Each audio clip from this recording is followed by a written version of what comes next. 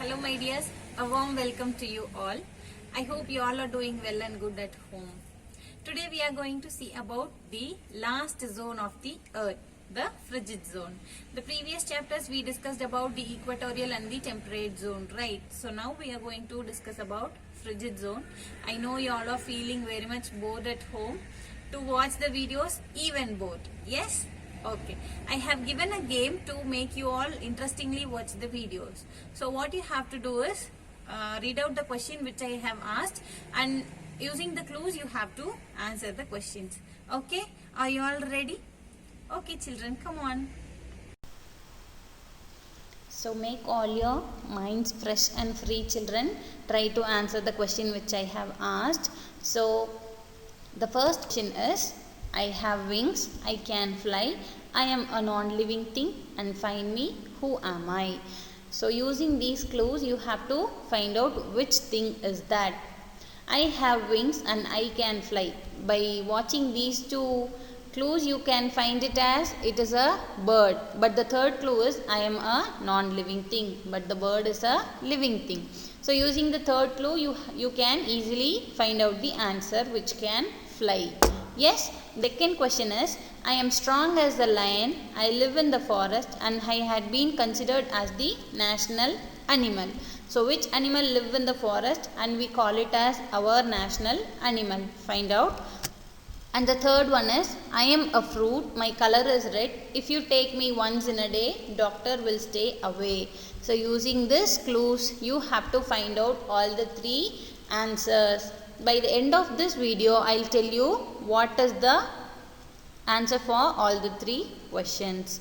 And now it's time to enter into our video session, and our topic is frigid zone. So frigid zone or the tundra. Frigid zone is otherwise known as tundra, which is the third zone of our earth, and it is referred to as tundra, which are the two polar regions, and the area is extremely cold and receives little or no sun rays. The area is extremely cold because it is at the frigid zone is at the poles of both sides on the earth. Yes, the north frigid zone and south frigid zone, which receives very little sun, or sometimes it will not at all get the rays of the sun.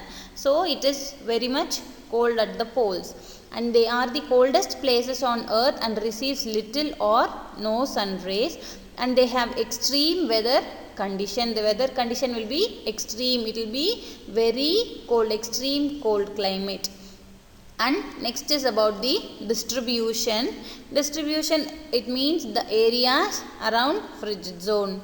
And frigid zone is divided into north frigid zone and south frigid zone. At the top it is north, and at the bottom of the earth it is south frigid zone.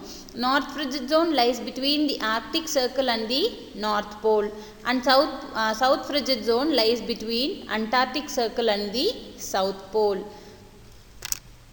And this region remains frigid or frozen throughout the year. This region remains frigid or frozen throughout the year. So the whole year the area will be frozen. The snow will be spreaded over the areas. And Antarctica, falling in this zone, is the largest cold desert on our planet. Antarctica falls in the frigid zone, which is the coldest desert when comparing our whole earth, and 98% of its surface is covered with permanent ice. The area will be covered with permanent ice, so it is called as white continent or frozen continent. And Alaska in USA, Canadian Shield in Canada, Scandinavia in Northern Europe, Siberia in Russia, islands of Greenland and Iceland. All these places lie in the north frigid zone. So Antarctica is the cold desert, largest cold desert present in the frigid zone. When comparing all the cold deserts, Antarctica is the coldest desert, and 98% of its surface is covered with permanent ice, and it is called as white continent. And next is about the climate in the frigid zone. So owing to the polar regions, frigid zone remains extremely cold. As I told you in the previous slide, the climate will be extreme and accompanied by strong blizzards. Blizzards means storm with strong wind. Storm with strong wind is called as blizzards. So strong blizzards will accompanied by the minimal precipitation. Precipitation you all know, and it will be accompanied with minimal precipitation. Precipitation in the sense the drizzling, it will be like drizzling. And so there is heavy snowfall. Snowfall you all know, like rain, the snow will fall from the sky, and hence these regions are known as cold deserts. And the polar regions have 6 months of day and 6 months of night. So how it will be for us? For 6 months we will be sleeping if we stay in that area, right? Because it consists of 6 months of day. Continuously 6 months day will be there, and continuously for 6 months it will be night.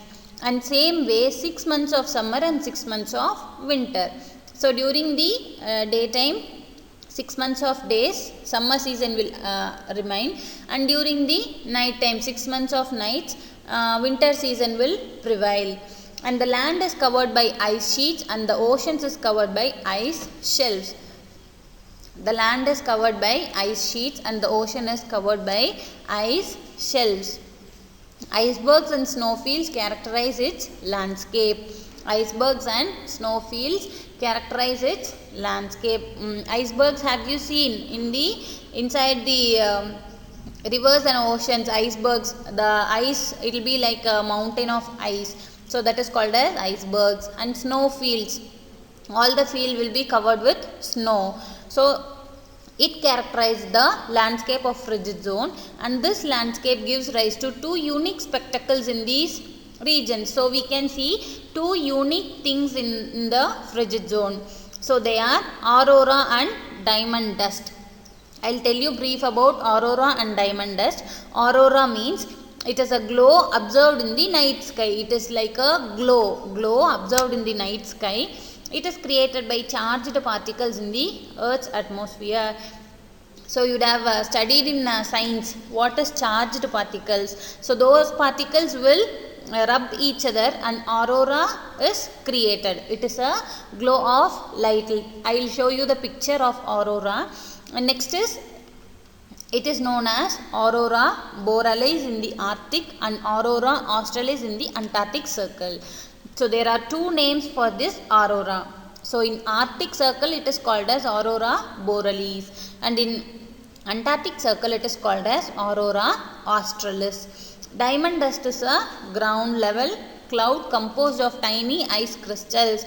So diamond dust is a ground level cloud composed of tiny ice crystals. It is like a cloud which is present at the ground level, and it is composed of tiny ice crystals. I will show you both. The first picture you can see, that is the aurora, and second picture is the diamond dust. So you can see the flow of ice. Yes. So next is flora.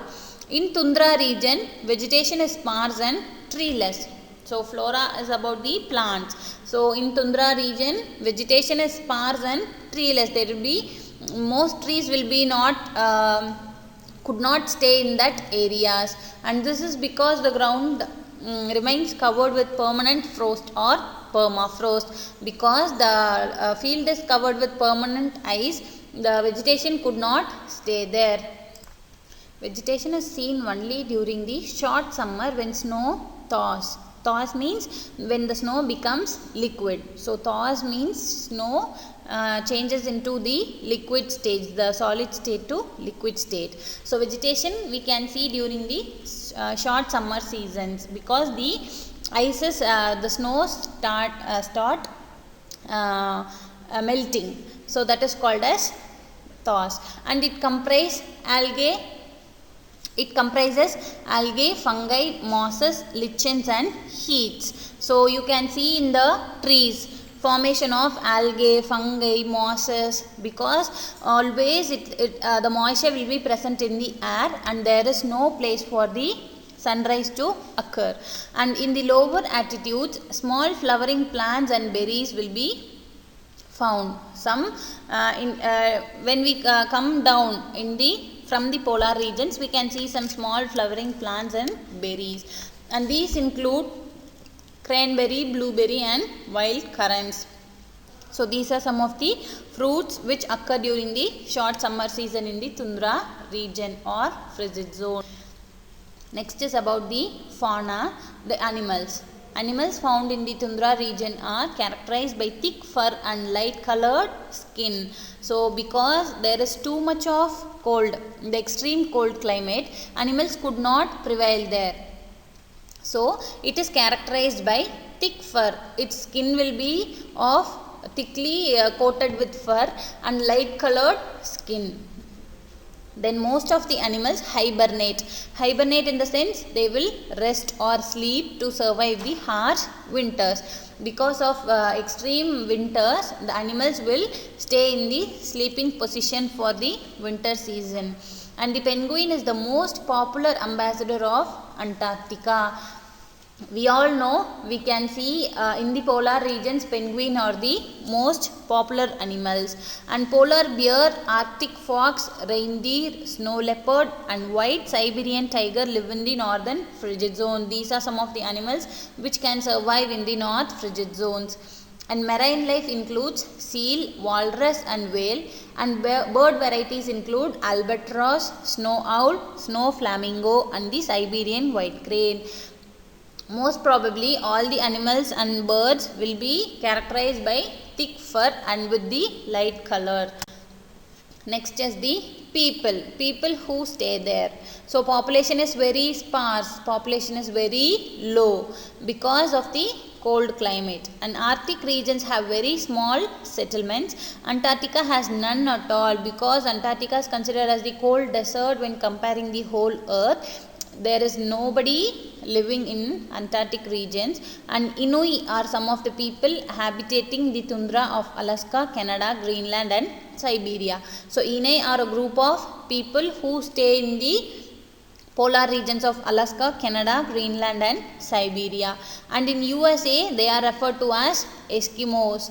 So they are nomadic and live by hunting and fishing. You all know what is nomadic. They will move from one place to another. The nomads will not stay in the same place. And they use reindeer, wolf or dog driven sledges to travel over snow and kayaks to cross water. So have you seen a kayak? I will show you in the picture.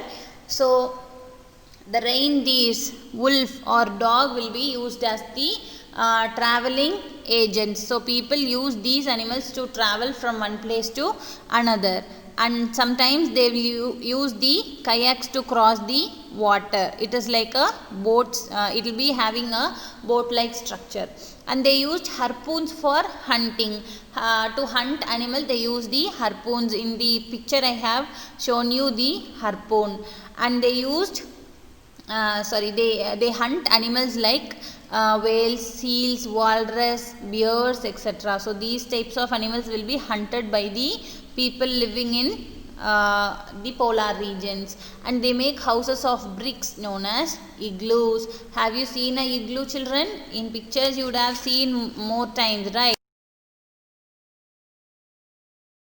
Of kayak, a girl moving in the water using the kayak. So that is kayak.